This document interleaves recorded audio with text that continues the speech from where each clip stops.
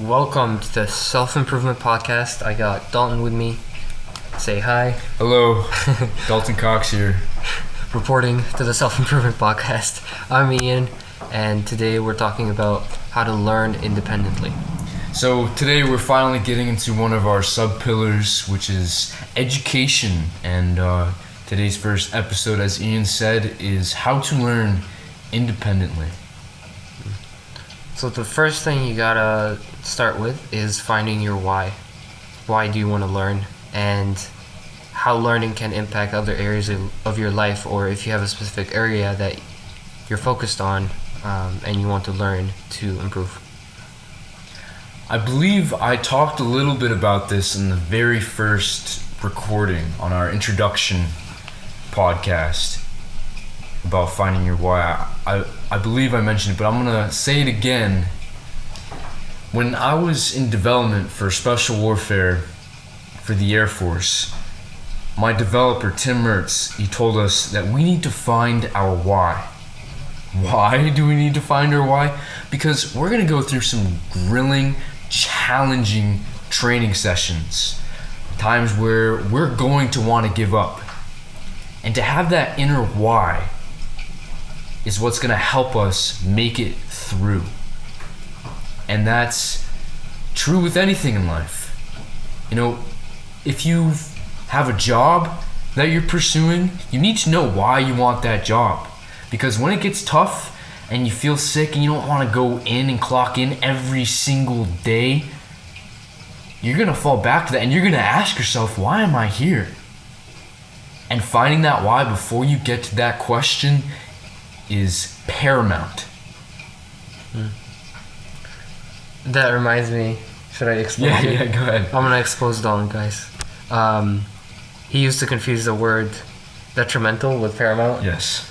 He was like, that's detrimental. And we're like, no, it's useful. Last week we went downtown and we were trying to find some guests for the podcast. You know, we were talking to business owners. And one of the conversations we were having, we were talking about something really important, like, yes, that is detrimental to success. And they both looked at me like I had two heads. So I love how you were like talking about something really serious, finding your why, and I'm like, hey, I should expose you. No, that's good, because you know what? That relates to education. In that situation, because I made that mistake, I was able to learn, and now I know the true meaning of that word and I can use it correctly. Yeah, that's another thing. Like, I know that was a small mistake, but that also reminds me of why people fear failure. It's because partly they fear learning. I don't know if they feel learning, but I feel like they fear judgment from people. Right. Judgment. But I feel like we all want to be right, too. That's true. We all always want to be right, but it doesn't work that way. And part of my personal why is, why do I want to learn? Well, because I know I'm never going to be right all the time. And that motivates me to learn. It's like I'm doing it anyways, because I know I'm not going to always be right. So just a little small story about myself is that 3 weeks ago, I work at the YMCA, by the way. 3 weeks ago, I started as a camp counselor at the YMCA for this little camp that we have for these kids. And, you know, I had to ask myself before I had that job, why? Or before I applied for it. Why and how would I benefit from this? Well, the reason why I took that job opportunity is because I want to be a good leader. Why do I want to be a good leader? Because I'm trying to become a special warfare SEER instructor. Why do I want to be a special warfare SEER instructor? Because it's something I'm passionate about in the Air Force. Why do I want to join the Air Force? Because I'll travel the world. I'll be able to have my education paid for, and it's going to be an amazing experience. So that why is very deep. Very deep. It's cool. Yeah. And sometimes when I, find myself in a rut, whether I'm prospecting, finding new artists to sign, or when I'm coaching someone and they're not, receiving it well, or whatever the case might be, I also remind myself of my why, because it does get tough, no matter what line of work you're in. And my why is that I do it for the love of music, first of all, but also I feel like I have a responsibility to give back to the artists that inspired me to become a producer, to become a coach, to help other artists. And because some of the people that inspired me passed away, that's why I feel like it's my responsibility now to, take the mindset and take the positive attitude that they had, and to carry that and to spread that through my own work and my own journey of helping other artists and pursuing music. So the next part I want to get into is finding resources. So when you're educating yourself, you need to figure out what you can use to do so. And if you're around our age, or maybe even in college, you may think, oh yeah, school, that's how I'm getting educated. Well, it's more than that. There are other resources out there that are going to get you the education that you desire and need, such as books, seminars, coaches, or even extracurriculars that you can take at school. Yeah, and this list is only going to grow as technology kind of evolves. I was actually, speaking of technology, I came across a service maybe a couple weeks ago. It's called MentorBox. We're not, endorsed by them or anything. I just wanted to bring this up because what MentorBox is like, it's a service that summarizes books into audio tidbits that you can consume and take notes on, so that you can read more books. And if you're not the type of person to read but you still want to benefit, you can get something like that. And that's just one example. And the point here is that there's always a way to get what you want, and it's all about finding the resources. But what should you do if you're not motivated to find those resources? Well, that comes back to finding your why. Exactly. Why do you want to learn? Because when you have that why, see, like everything we're talking about ties in pretty well together.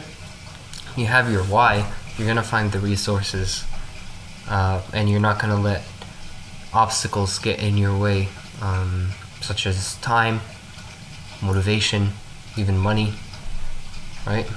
So, this is the self-improvement podcast. So why is education so important to your improvement? Well, if you're broke and you're unhappy, the only way, or maybe not the only way, but a very useful way to come out of that scenario is to educate yourself from whatever resource you may need to use to find a way not to be broke anymore. Maybe it's reading a financial book, maybe it's talking to a coach, maybe it's just a reliable friend that you have on how you need to spend your money. And for happiness, there's ways you can educate yourself on how to be more happy. Maybe it's going out and experiencing something that you enjoy to do. That's education. Maybe it's, going to a guided meditation. Maybe it's reading a book about self-improvement and then figuring out that, hey, if I journalize every day and I write down what I'm grateful for, then I'll have more to be glad about and happy about. And so you can move from that low point in your life to a higher point by improving yourself and by pursuing education. And education could also be used for inspiration. Like, you can educate yourself by reading about successful people, reading biographies, and then seeing that it was possible for other people, not only learning from their mistakes, but also inspiring yourself to go after something and be passionate about it in the process. And knowing what the process is like, knowing that other people failed, knowing that other people had to face, depression sometimes, or had to doubt themselves, but they still, succeeded. That's a huge benefit, from reading or learning about others. Yeah, I agree completely. I have something to even relate from this. When I was just first starting out to do these 25-meter underwater swims, I couldn't do them. I get, halfway to the pool, maybe a little bit further, and I'd have to resurface because, my chest would be throbbing and that my mind would be screaming and like, I need air. And there's this lifeguard there that I would talk to, and I was telling her about this test, and she told me that she was able to do it twice in a row with no problem. Well, then I thought, if she can do it, then I can do it. So when Ian's talking about these biographies, if these people in these biographies have accomplished these tasks, so can you. For example, someone we're going to get into a little bit more, David Goggins. He lost 100 pounds in 3 months, joined the Navy SEALs, had to try 3 times before making it in. Well, if he can callous his mind and he can lose 100 pounds in 3 months, I bet you can lose 25 to 50 pounds in at least 6 months. So. Yeah, and we could go on and on and on. And the reason we're giving these examples is to show you the benefit and the variety of resources that you could be using. It's funny, like if you can't afford a seminar or a coach, you can probably afford a course. And if you cannot afford a course, maybe you can afford a book. If not a book, maybe you can literally just network with people. Like there's always a way, but it's about building your way up and developing this passion for wanting to find resources and wanting to satisfy your why. So Ian, could you talk a little bit about how you've pursued your education? Definitely, yeah. So as like most people, we start in school and then we have this like narrow idea of what education is. But one thing that helped me on my journey is having extracurriculars, not because I had to, but because I was like exploring life. So I got into kickboxing, I played the guitar, and because I was doing these things, sometimes I would have to teach myself, and that's kind of when I started learning how to find resources, right? When you're teaching yourself voluntarily, you start to see that it is possible to learn anything. So yeah, having those hobbies at an early age and then developing my skills over time, that led me to pursue other things. So when I was a freshman, I decided that I wanted to learn about computers a little bit. So we learned about how to build a computer, and the only thing I was relying on at that time was YouTube, but there were enough resources and I knew my why, which was to explore life a little bit more and see. And sometimes your why is something like painful, like, oh, my computer sucks, my current computer sucks, or I don't want to be like this anymore. That could be part of your why, although it's not very easy to maintain for the long term. That could be part of your why, is like, what is the thing that you're trying to get away from? Could I just interrupt for a quick second? So there's these 2 young men who just graduated high school, Devin and Michael. Michael has an incredible story about how his older brother committed suicide and how it's inspired him to do this cross-country bike ride. And they're on it right now, and they posted on Instagram, and I was reading one of their posts, and he said that they met somebody who had done like tours for like 2 years on his bike, and he told him the best way to do it and to keep going is to keep a positive mindset. So when finding your why, yeah, you may be driven by something negative, like, man, I'm fat, or man, my computer doesn't work, or this sucks, or I need to be better because I'm not good enough. Yes, that it's good to be truthful with yourself, but also that negative mindset isn't going to carry you very far. What is going to carry you very far, what is going to carry Mike and Devin across America and you through whatever endeavor that you have is a positive mindset. Back to your story. So yeah, and that's funny though, because that's what got me into it, like you said, is being dissatisfied with the current situation, which was, oh, my computer sucks, and I had to learn how to build one because I wanted something that worked for the long term. Yeah, I learned that skill and maybe I built 3 or 4 PCs,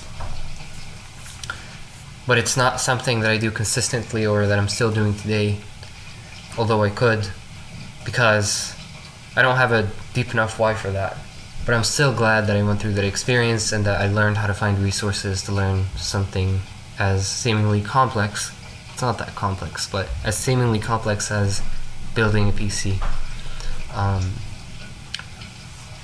And yeah, I mean, even before that, I started developing another why, which is getting back into exercise. And it, that's a different situation because my why was negative, but I learned how to develop a love for exercise, which then helped me focus on the positive side, and that's why I still exercise consistently. So I had to find resources for that.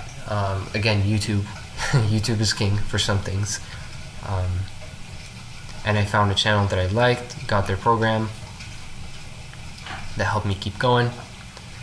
And after I kind of got back into exercise, I started learning about music, invested in courses, then realized later that sounding good isn't enough for you to actually succeed. So then I got into marketing, hired coaches, invested thousands of dollars, and here I am today, with all this knowledge and passion for the things that I am doing.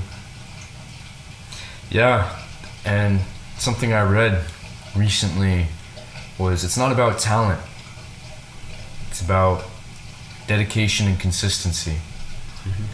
So with Ian, how he said, it's not just about sounding good in his music, it's about dedication and consistency with pursuing the education on how to be better and how to market and how to make money off of this. Not just, having some cool beats that people think are, pretty rad. Well, that's where you gotta start. That's like the passion part. Absolutely. Yeah. Absolutely.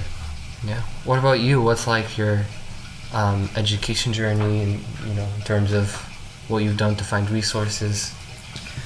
So as we talked about before, I was in a pretty low place back in Connecticut, and luckily Ian here was willing to help me out and give me some advice and put me a part of the mastermind where we discussed our goals and helped hold each other accountable for them. And one of the things I ended up doing or realizing was the stuff that I listen to is very impactful to how I behave and think. And I was listening to a lot of rap that was pretty negative, rap about gang violence, about drug use, about selling drugs, killing people. And what I also was facing was manipulation from the people I worked with and the people around me. And so what I decided to do was I saw that listening to music wasn't benefiting me, or at least this type of music wasn't benefiting me at all. And so I deleted Apple Music. I canceled my subscription for that, and I bought a subscription to Audible, and I started listening to The Psychology of Influence. And from there on, it's kind of been like a compound effect where, I've been listening to more and more books and then implementing more and more strategies to improve. And one of the books I listened to, which was Rich Dad Poor Dad by Robert T. Kiyosaki, was to invest in yourself. And so I did. I had this book I was reading about leadership. I'm still reading. I'm actually on my second read through. I'm taking notes on it now. Leadership. I went to a seminar. It cost me $3,000. I went there and it really enforced that type of thinking. I've never hired any kind of coaches, but I've listened to at least 10 audiobooks, I've read through 4 physical books, gone to a seminar, all in 1 year, in 7 months. But it doesn't matter what resource you start with, as long as you're always finding resources, right? Yes. Now that kind of branches off into the next little segment we're talking about here, which is creating a learning schedule. When and how often? Ian, would you like to start this off? Yeah, sure. So back to the why. Why do you want to have a when and how often? Well, because successful people set specific measurable goals, and when you're able to apply that mindset to your learning, you're going to have more success with learning. So after finding a resource, which is the what are you going to use, study, maybe it's a book, then you're going to have to look at the when are you actually going to take action, what is the action that you're taking, can you measure it, how many pages, how much time, and then how often. What does that look like? Daily, every week, this many times a week, right? So for me, like the audiobook thing, every time I'm in the car, that's when and how often. When I'm in the car. How often? Every time. And what I try to do is in the morning, before I ever interact with a single soul, is either listen to a podcast, read some affirmations, or read a book to shape the way I'm going to think for the day. Because our brains are like a sponge, and the world is the ocean. And so whatever information you're picking up, whether it's from TV, whether it's from peers, coworkers, books, you're gonna fill up that sponge with that water. And once you have that sponge dipped in that ocean of water, you're not gonna be able to fit much information as easily. So that's why I like to start off in the beginning of the day with the way I want to think. When do I set my learning schedule? Usually first thing in the morning. How often? I try to do it every day. And why? Because it drives me to act a certain way and helps me improve daily. Yeah, to get even more specific, like in my case, you could go even further if you want to, by using Google Calendar, which is still something Dalton and I are kind of discussing, helping him implement it or at least try it. You can create these events and you can block out specific times throughout your day or week. That way you can make sure and take the extra step to get it done. And this is especially helpful if you have multiple things that you've invested in and are executing on.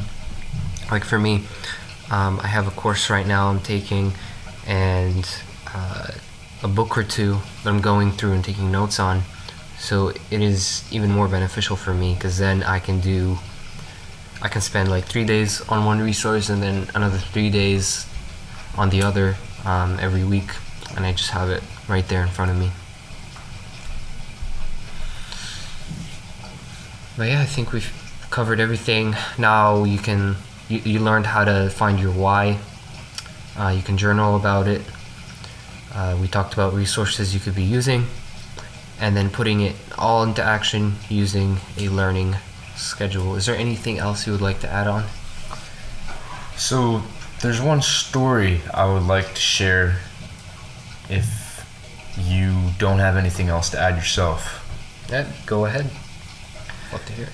David Goggins, I've talked about him a few times. He wrote this book called Can't Hurt Me. Absolutely amazing book. I've already read through it 2 times, at least through Audible. I've listened to it 2 times. And in this book, he starts by talking about the struggles of his life. His father, they were extremely wealthy. His father owned a roller skating rink in New York. And so it was very popular. and made a lot of income. However, his father made his girlfriend and his 2 children work there, and that was it. That was their staff. Not only did he do that, but he also abused Goggins and his brother and his mother consistently for the silliest of things. And this really impacted Goggins' education. He wasn't able to learn as fast as the other kids. But something that was particularly interesting to me that David talked about was how in 2nd grade he had this teacher who wasn't going to be lenient with him. And when I say that, I mean she wasn't going to accept failure. She was going to keep working with him until he was able to learn the content.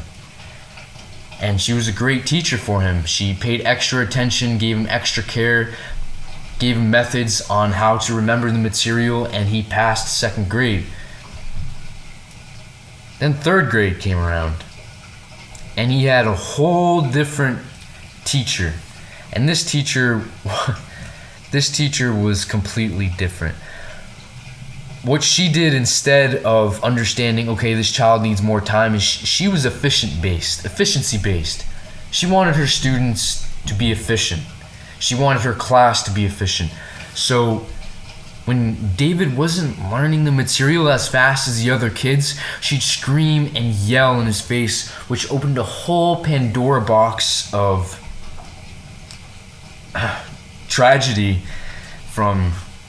that was brought upon to him with his father's abuse and neglect. And so from then on, he found a way to overcome this by cheating in school. He did this all the way until his junior year, until he found a passion to join the military because of a story that inspired him. So he took the ASVAB and he tried to cheat until he realized that all the tests were different from each other, and that he wasn't going to be able to cheat his way through this one. And so if he really wanted to join the Air Force and pursue his passion, he had to start studying and do better in school. And David at the time, as a junior in high school, had a 3rd grader reading level. So he really struggled with it. But he didn't let that stop him. He was consistent, and he was driven, and he was determined, and he studied all day, every day, and eventually passed the ASVAB on the 3rd time, and his senior year he was able to graduate. And that's just to show you guys that education truly is important. It's going to get you places in life. And, sometimes you're going to have people that are going to hinder your ability to learn. And something we talked about before is extreme ownership. You have to look at that and be like, good, I'm going to use this opportunity to be better. And I'm going to figure out a way that I can learn and I can prevail. And that's the significance of the story. I love that story because it shows that your why doesn't have to be too complicated. It can be as simple as, it's my passion. But, the catch is that it actually has to be your passion, which is going to be another episode that we will discuss in the future.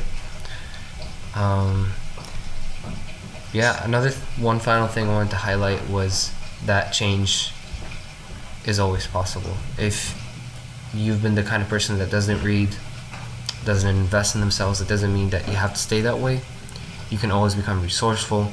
You can always teach yourself anything, even if you've never done it before. So that about does it for the podcast. Thank you guys for tuning in. We'll see you guys next week.